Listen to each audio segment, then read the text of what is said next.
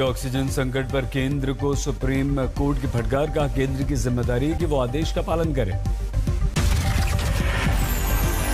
Oxygen supply में कोताही पर सुप्रीम कोर्ट की सख्त टिप्पणी, कहा नाकाम ऑफिसर्स को जेल में डालिए या अवमानना के लिए तैयार रखिए, लेकिन इससे ऑक्सीजन संकट दूर नहीं होगा। सॉलिसिटर जनरल जस्टिस चंद्रचूड़ का सवाल, आपने दिल्ली हाई कोर्ट को यह कैसे कहा कि सुप्रीम कोर्ट ने आपको 700 मीट्रिक टन ऑक्सीजन सप्लाई करने का आदेश नहीं दिया है।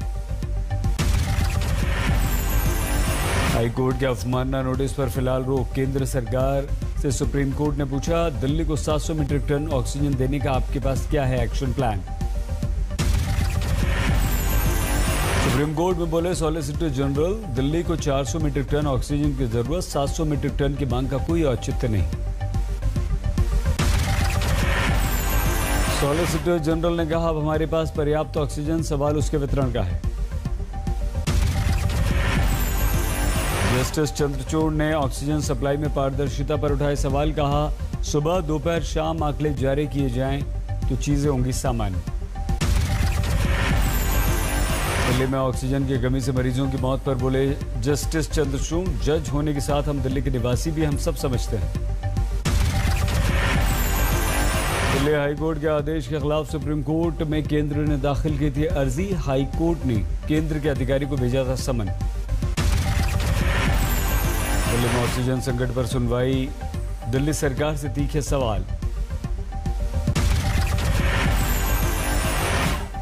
दिल्ली सरकार को एमिकस क्यूरी की सलाह, ऑक्सीजन स्टोर करने की खुद करे व्यवस्था, अगर कोरोना की तीसरी लहर आए तो फिर न हो ऐसी भयावह स्थिति।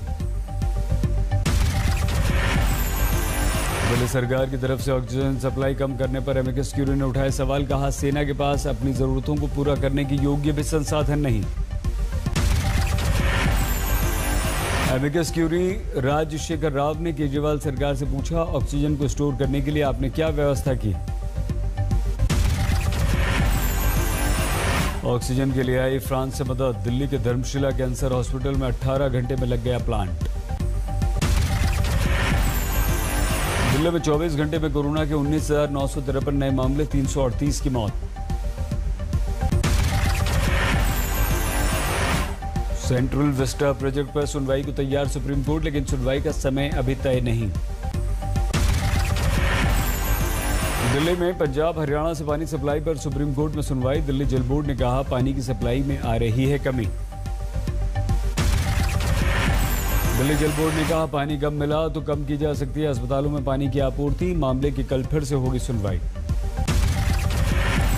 महाराष्ट्र में नौकरियों में मराठा आरक्षण को सुप्रीम कोर्ट ने असंवैधानिक बताया, कहा मराठा आरक्षण 50% सीमा का उल्लंघन। पहले की नियुक्तियों पर इस फैसले का नहीं होगा कोई असर, अदालत ने कहा आरक्षण सिर्फ पिछले वर्ग को दिया जा सकता है, मराठा इस कैटेगरी में नहीं आते। सुप्रीम कोर्ट के फैसले पर महाराष्ट्र के मुख्यमंत्री उद्धव ठाकरे का बयान, मराठा आरक्षण के लिए लड़ाई जारी रहेगी। उद्धव ठाकरे ने कहा सुप्रीम कोर्ट के फैसले का स्वागत नहीं हो सकता, लेकिन कोई माहौल बिगाड़ने की कोशिश न करे।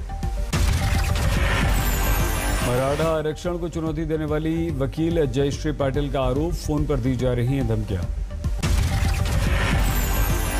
सुप्रीम कोर्ट के फैसले के खिलाफ मराठी क्रांति मोर्चा, पुणे में सदाशिव पीठ के पास प्रदर्शन की कोशिश, पुलिस ने खदेड़ा।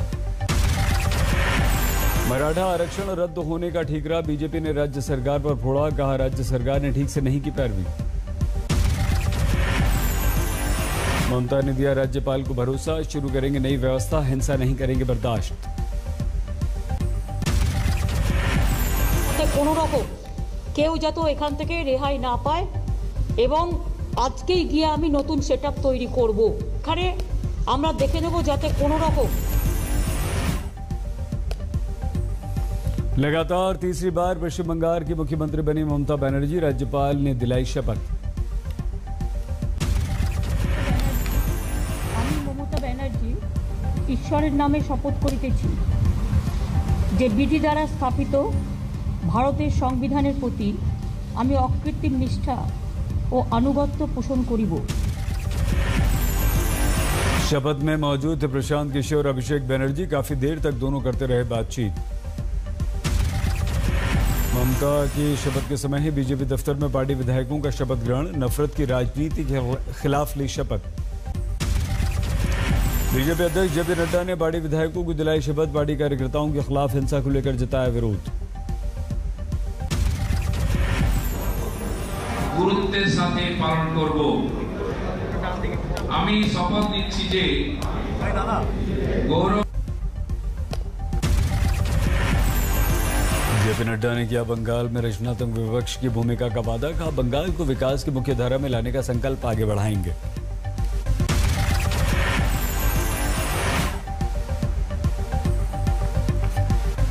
कार्यकर्ता के रूप में और भारत के नागरिक के रूप में हम अपनी जिम्मेवारी को बखूबी निभाएंगे। शपथ लेने के बाद कोरोना से युद्ध को ममता ने बताई थी अपनी प्राथमिकता, पश्चिम बंगाल में बढ़ रहे हैं कोरोना के मामले। ममता ने वैक्सीन के लिए पीएम मोदी को भेजी चिट्ठी, 3 करोड़ वैक्सीन की बताई जरूरत। कोरोना को हराने के विरुद्ध पश्चिम बंगाल में बढ़ी पाबंदी, मॉल, शॉपिंग सेंटर, जिम सभी बंद। बंगाल में बीजेपी कार्यकर्ताओं की हत्या पर बीजेपी का धरना प्रदर्शन, टीएमसी पर लगाया गुंडागर्दी का आरोप।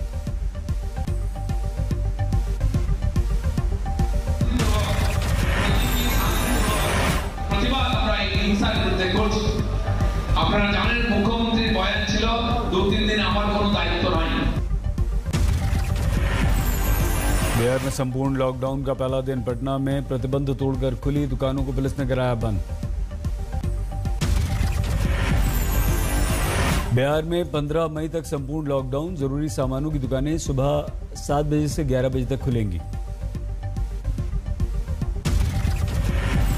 11 बजते ही पटना में बंद कराई गई फलों की दुकानें। सहरसा में प्रतिबंध लागू करने के लिए सड़कों पर उतरी पुलिस। बिहार के कैमूर में लॉकडाउन तोड़ने वालों को सरेआम सजा।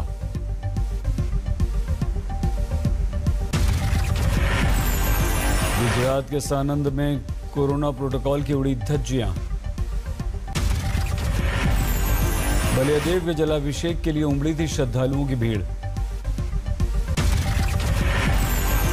अहमदाबाद के ग्रामीण इलाकों में 19 से 44 साल के लोगों के लिए वैक्सीन उपलब्ध नहीं, लोग नाराज। मुंबई के दादर टीका केंद्र पर उमड़ी भीड़, 1295 लोगों को लगी वैक्सीन। भुवनेश्वर के टीका केंद्र पर भारी भीड़, धीरे धीरे चल रहा है वैक्सीनेशन।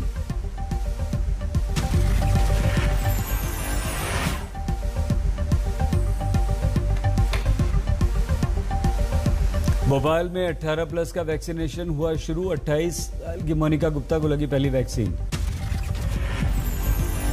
मोनिका के पिता का कोरोना से 18 दिन पहले हुआ था निधन, कुल 200 लोगों को आज लगी वैक्सीन। वैक्सीन के लिए टीका केंद्र पर बड़ी तादाद में पहुंच रहे लोग, पैदा हुई अव्यवस्था जैसी स्थिति। मध्य प्रदेश के मुख्यमंत्री शिवराज सिंह चौहान ने वैक्सीन लगवाने वालों के साथ वर्चुअल बातचीत की, कोरोना से जंग में वैक्सीन को बताया है अहम हथियार। मध्य प्रदेश सरकार पर कमलनाथ का बड़ा आरोप, कहा मरीजों और मृतकों के आंकड़े छिपा रही है सरकार। कोरोना से यूपी के एटा के एसपी क्राइम राहुल कुमार की मौत, कुछ दिन पहले कोरोना से हुए थे ठीक। खबरों के अनुसार अपने घर में गिर पड़े थे राहुल, गहरी चोट लगी थी। नोएडा के कैलाश अस्पताल के बाहर भारतीय किसान यूनियन का प्रदर्शन, ऑक्सीजन और दवाओं की कमी को लेकर सांसद महेश शर्मा का घेराव करने पहुंचे कार्यकर्ता। चंदौली में बिना मास्क अकाउंटिंग सेंटर पहुंचने वाले शख्स पर पुलिस ने लगाया 11,000 रुपए का जुर्माना, टूके जाने पर की थी बहस।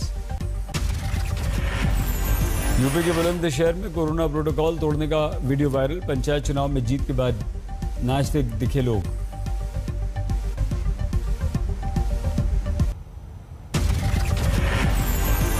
पांच दिन बाद कोरोना के दैनिक केस में फिर से उछाल, 24 घंटों में सामने आए कोरोना के 3,82,315 मरीज। पिछले दिन की तुलना में देश में बढ़े 25,000 नए कोरोना केसेस, 3,57,000 केस अब हुए। 24 घंटे में कोरोना से 3,780 मरीजों ने तोड़ा दम, अब तक 2.25 लाख से ज्यादा मरीजों की गई जान। हमारे देश में एक्टिव केस का आंकड़ा 34,87,000 को पार कर गया।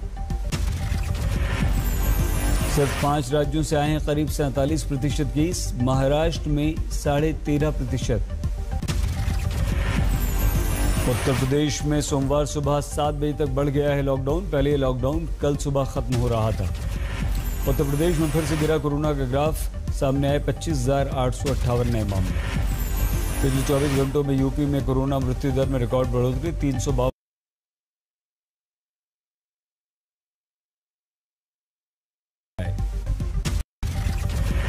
दिल्ली से सटे गाजियाबाद में एक दिन में सबसे ज्यादा मौतों का रिकॉर्ड, पिछले 24 घंटों में 24 लोगों की मौत, 1057 पॉजिटिव।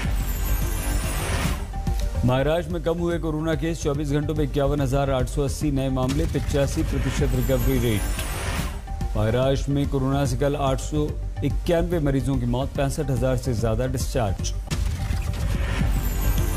मुंबई में कल सामने आई 2,500 कोरोना मरीजों की तादाद, 62 लोगों की मौत। कोरोना से उबरने की तरफ मुंबई, कल 5,000 से ज्यादा लोग ठीक भी हुए। नागपुर में काबू नहीं हो पा रहा कोरोना, 24 घंटों में 71 की मौत, 4,182 नए केस।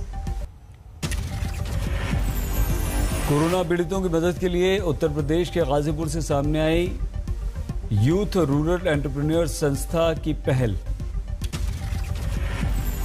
मरीजों को यहां मुफ्त दी जा रही हैं दवाएं। संस्था के चेयरमैन के अनुसार कोरोना से बचाव के लिए लोगों को मुफ्त मास्क बांटे जा रहे हैं।